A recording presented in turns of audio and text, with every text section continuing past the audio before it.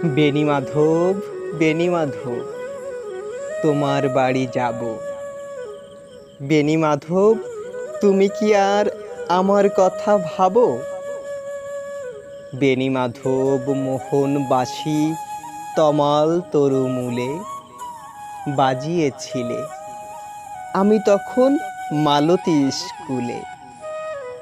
ডেস্কে বসে অঙ্ক করি, ছোট্ট ক্লাস ঘর, বাইরে দিদিমণির পাশে দিদিমণির বর।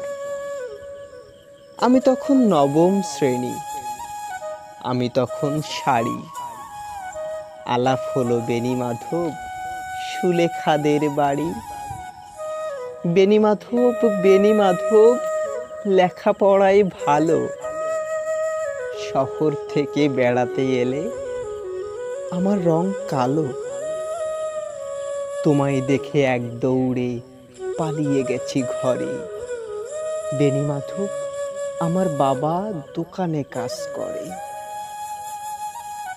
কুঞ্জে অলি গুঞ্জে তবু ফুটেছে মঞ্জরি, সন্ধেবেলা পড়তে বসে অঙ্কে ভুল করি।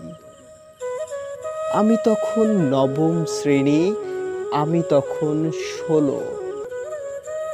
ব্রিজের ধারে বেণীমাধব লুকিয়ে দেখা হলো। বেণীমাধব, বেণীমাধব, এতদিনের পরে সত্যি বলো, সেসব কথা এখনো মনে পড়ে?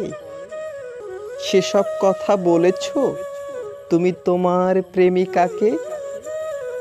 আমি কেবল একটি দিন তোমার পাশে তাকে দেখেছিলাম, আলোর নিচে অপূর্ব সে আলো। স্বীকার করি দুজনকেই মানিয়েছিল ভালো। জুড়িয়ে দিল চোখ আমার, পুড়িয়ে দিল চোখ। বাড়িতে এসে বলেছিলাম ওদের ভালো হোক। রাতে এখন ঘুমোতে যাই একতলার ঘরে, মেঝের উপরে বিছানা পাতা, জ্যোৎস্না এসে পড়ে।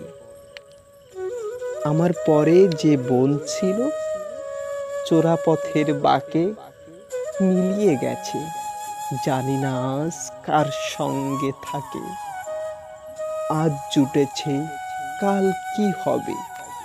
কালের ঘরে শনি, আমি এখন এই পাড়ায় সেলাই দিদিমণি। তবু আগুন বেণীমাধব, আগুন জ্বলে কই? কেমন হবে আমিও যদি নষ্ট মেয়ে হই?